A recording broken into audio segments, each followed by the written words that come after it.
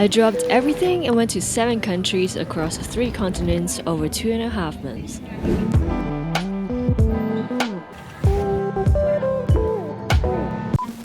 When I was younger, I romanticized the 27 Club. Toxic and childish, I know. Now I have slightly matured and realized there's so much more to live for. But as I'm 27 this year, there is an underlying pressure, like, what if? What if this year is it? So, I decided to stop making up excuses and start following my instinct.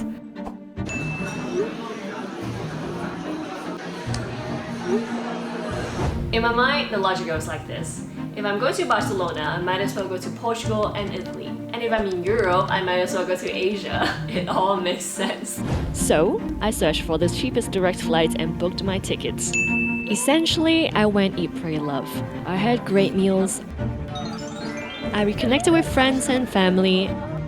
And it was somewhat of a spiritual journey.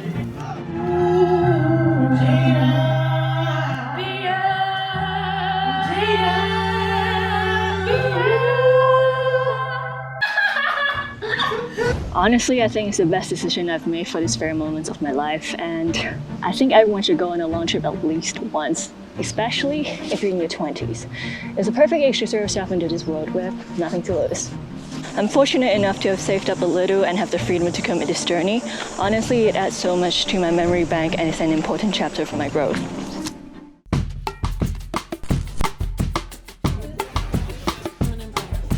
From homemade nourishing food to delicious plates crafted by chefs, I was spoiled with good food throughout the trip.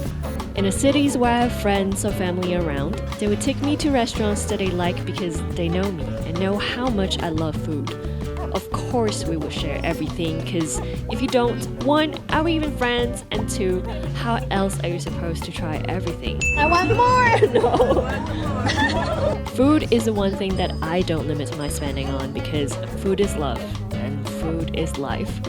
It's the most direct way to appreciate, taste and understand a culture, and getting to share a meal with someone makes for the most delicious memories. You don't get the same plates of food anywhere else, unless it's McDonald's fries. I had my paellas and tapas in Spain, pastel and nata in Portugal, pasta and tiramisu in Italy, and all the varieties of food I loved in Asia. Have I had some life-changing deliciousness? Yes, absolutely. Stay tuned. There is a downside to having tried authentic and delicious food when you travel. And that's, you'll never forget them and will always be comparing. My solution to this? Taking cooking classes. I did so in Rome. Parmesan can be made anywhere in the world, while Parmigiano is the real one. Bangkok. All coconut for cooking. We can make coconut cream or coconut milk. Tokyo. Right side of fish. So yeah, pasta, we have it at home. Pad see ew, we have it at home. Sushi? I still prefer going out for them. But this is now my favorite new things to do when traveling. Taking lessons and picking some skills from each place. I'm enriching my knowledge bank and adding ways to the memories so they will last a lifetime. Not to mention, I can now humbly brag to my friends when we have our potluck parties. Like this Portuguese stew my friend's mother made, which I absolutely love. I feel like judging. I think it's great, babe.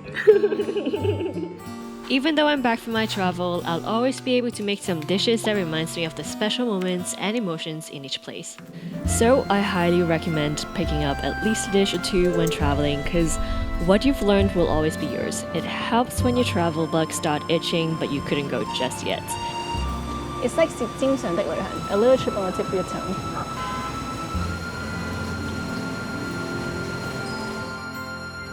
I'm agnostic, but it's fascinating how I unintentionally cross paths with different religions and festivals over my travels, and now I feel so much more connected to this world. Eastern Europe, Songkran in Thailand, Sanjang Matsuri in Japan. None of these were on my radar when I got my plane tickets. I just wanted to go somewhere. So it's pure luck how my trip and these festivals aligned. Because I had no expectation before I traveled, I opened myself up to any and all experiences.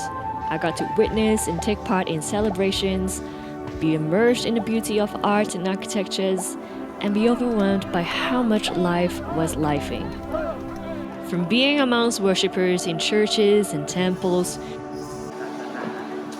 to partaking in water fights, to be in the midst of the intense cheerings during an omikushi parade.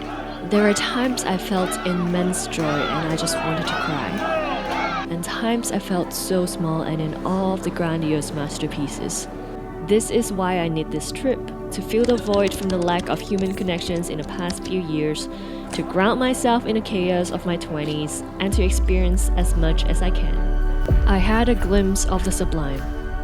And call me crazy, but it somehow feels like a sign from the universe that maybe I want to consider religion?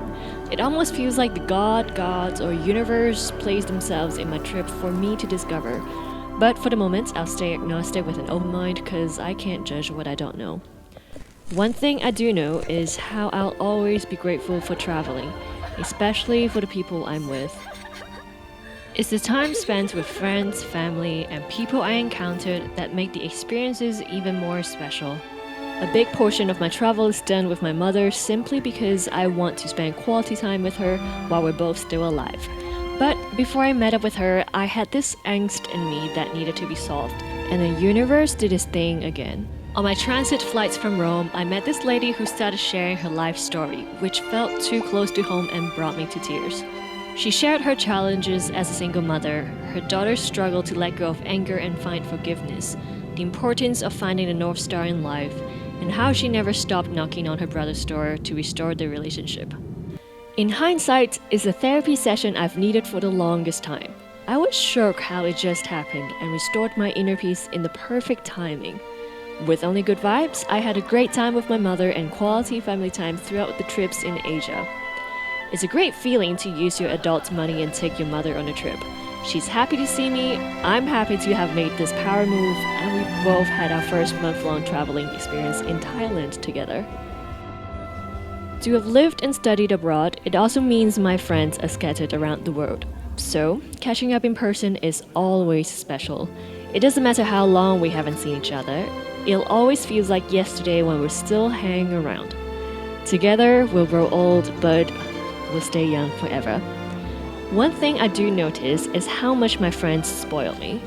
Some would prioritize and squeeze time to hang out, some pulled themselves together despite not feeling the best, and some took me to places that's now added to my list of favorites. I love how much I'm loved. And perhaps I'm aging, but I have a new appreciation for every moment I have with everyone I know because we all live on a different tempo, and I'll never take the time we have together for granted.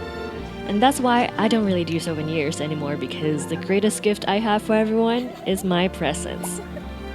Whether it's the dishes I've learned, the memories I've made, or the rings I tried collecting from each place I went to, I'll always carry a part of every place I've gone to with me. Good job, Jada. Like, you have traveled pretty well.